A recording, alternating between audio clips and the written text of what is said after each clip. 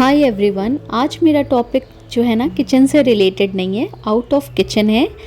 तो मैं रहती हूँ एक रेंटल अपार्टमेंट में और जहाँ बिल्कुल अनफर्निश्ड घर है। यहाँ पे कोई भी मुझे कबर्ड, सिंगल कबर्ड वगैरह कुछ भी नहीं दिया गया है। तो मैं कैसे कैसे मैनेज करती हूँ।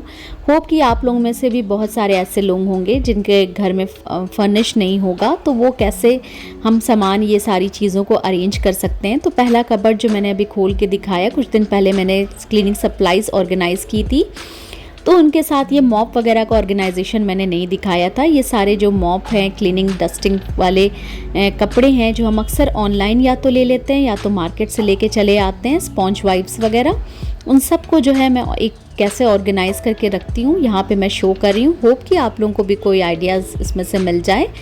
तो ये देखिए, ये एक बॉक्स है ना, इसको मैंने बिग बाज़ार से लिया था। जब बिग बाज़ार होता था तब मैं कभी लेकर आई थी।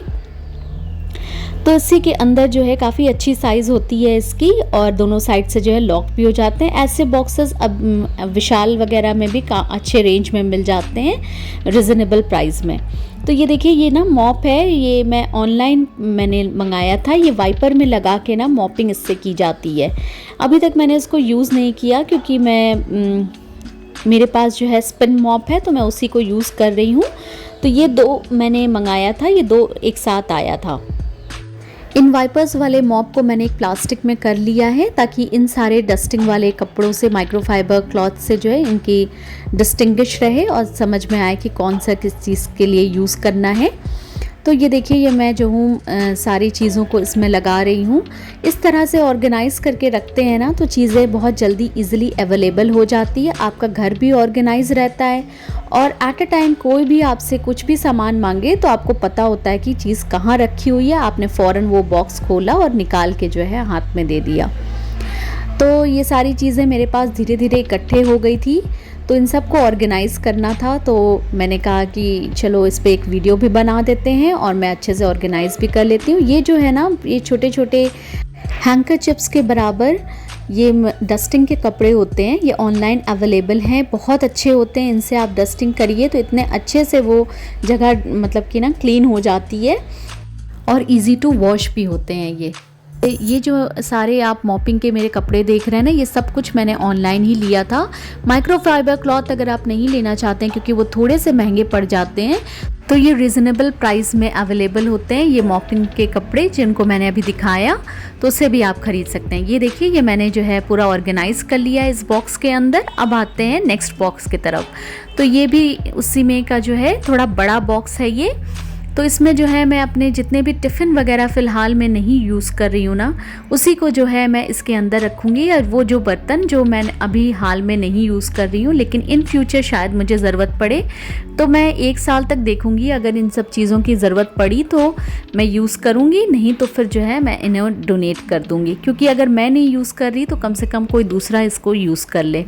ये सारे बॉटल्स वगैरह जो है मैं जब खाली हो जाते हैं तो मैं वॉश करके रख देती हूँ कि शायद कभी काम आ जाए। चीज़ें वक्त पे जो है डोनेट कर देना या डी क्लटर अपने घर में जिसे कहते हैं, वो करते रहने से क्या होता है कि चीज़ें जो है आपके घर में ऑर्गेनाइज्ड रहती है। अब ये भी बॉक्स मेरा तैयार हो गया है और इतनी अच्छी बात है ना इन बॉक्सेस की, इनके साथ लिड्स आती है, तो ये बहुत अच्छा है एक जैसे। अब आते हैं नेक्स्ट ऑर्गेनाइजेशन के तरफ। तो इसमें इस बॉक्स में ना ये सारे डिस्पोजेबल बॉक्सेस मैं रख रही हूँ ताकि इनको रीयूज़ किया जा सके। ये डिस्पोजेबल बॉक्सेस किसी ना किसी तरह फिर से यूज़ में आ जाते हैं, चाहे आपको कोई DIY करना हो या फिर जो है किसी को, अगर मान लीजिए कि किसी को आप खाना वगैरह भेजना चाहते हैं, लंच या डिनर, तो इसमें जो है आप पैक करके भी दे सकते हैं। या ट्रैवलिंग के लिए ये बहुत बेस्ट होता है।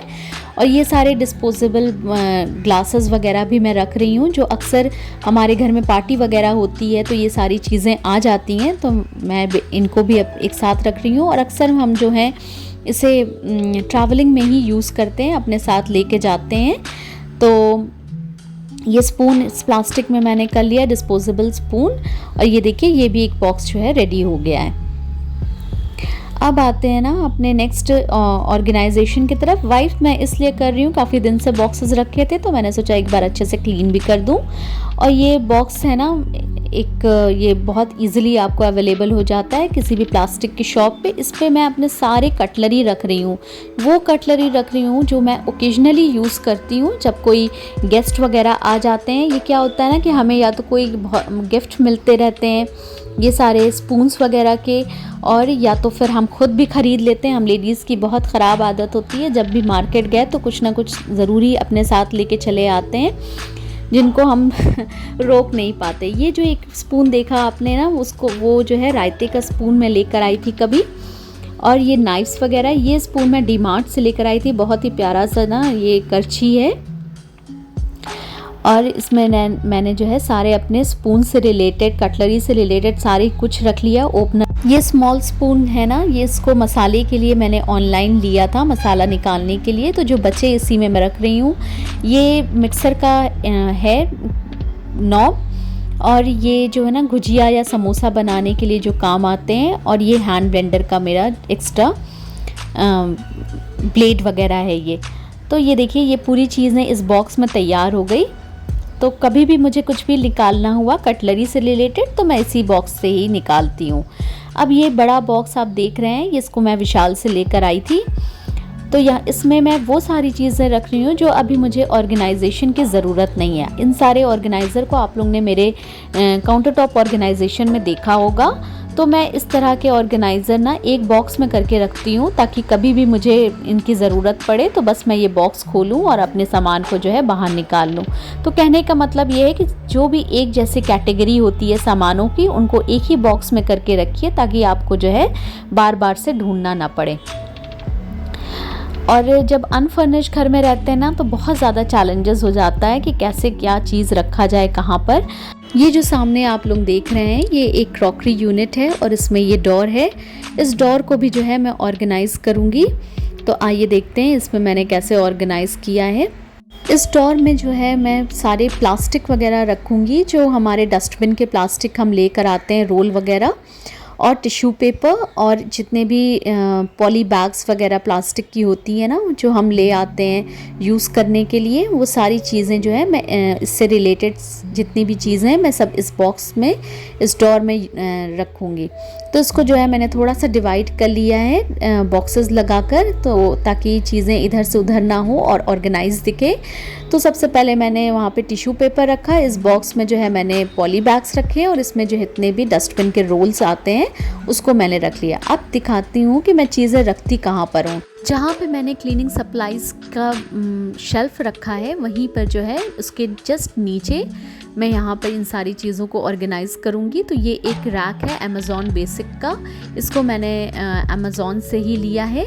तो काफ़ी स्टडी है ये रैक, और इसी के ऊपर जो है मैंने शेल्फ भी रखा है अपने क्लीनिंग सप्लाइज़ का, और इसके नीचे जो है ये सारे बॉक्सेस मैं लगा रही हूँ। अगर आपके यहाँ जो है ऐसे रैक नहीं भी हैं तो इन सारे बॉक्सेस को एक दूसरे के ऊपर स्टैकेबल भी करके आप किसी साइड में रख दीजिए, तब भी वो जो है बहुत ही खूबसूरत लगेगा। और अगर ऐसे बॉक्सेस नहीं यूज़ करना चाहते तो कार्डबोर्ड के जो बॉक्सेस आते हैं उनको भी जो है आप इस तरह से उसमें ये सारे सामान जो है ऑर्गेनाइज़ करके, छोटी छोटी चीज़ें जो हमारे घर में एक ही जैसी कैटेगरी की होती हैं उनको एक बॉक्स में करके आप ऑर्गेनाइज करके रख सकते हैं। और स्पेशली लेबलिंग करके ना, लेबलिंग से जो है बहुत चीज़ें आसान हो जाती हैं। अब देखिए ये दोनों एक जैसे बॉक्सेस हैं, लेकिन लेबल करने से जो है हमें पता है कि कौन से बॉक्स में क्या चीज़ रखी हुई है। तो इससे आपका क्या है ना, टाइम वेस्ट नहीं होगा, और आप जो है ज़्यादा ढूंढना नहीं पड़ेगा चीज़ों को, और इससे जो है आपका टाइम भी सेव होगा।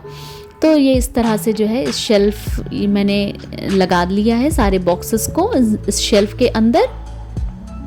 तो देखिए चीज़ें कितनी नीट और क्लीन लग रही है। ये छोटा सा जो बॉक्स आप देख रहे हैं, इसके अंदर जो है मैं कॉटन रखती हूँ। कॉटन सामने ही रखती हूँ कि जब भी ज़रूरत पड़े तो इसे जो है हम निकाल के फ़ौरन यूज़ कर लें।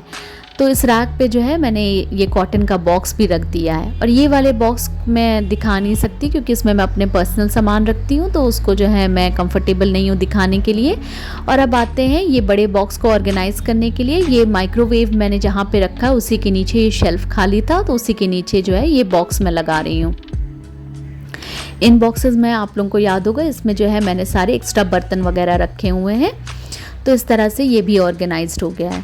वक्त के साथ साथ मैंने भी बहुत कुछ सीखा है, वही मैं आप लोगों को अपने एक्सपीरियंस शेयर कर रही हूँ। और ये देखिए, अब कटलरी बॉक्स को कहाँ रखूँ, तो ये जो मेरी यूनिट है क्रॉकरी की, उसी के नीचे ये शेल्फ़ है, तो उसी में जो है ये कटलरी बॉक्स भी मैं रख रही हूँ। ये क्रॉकरी यूनिट ना मेरे किचन के पास ही रखी हुई है, तो मेरे लिए इजी हो जाएगा। कभी भी कुछ सामान इस बॉक्स में से मुझे निकालना होगा तो मैं इस बॉक्स को लेकर और इसमें से जो है अपने यूज़ का सामान निकाल लूँगी।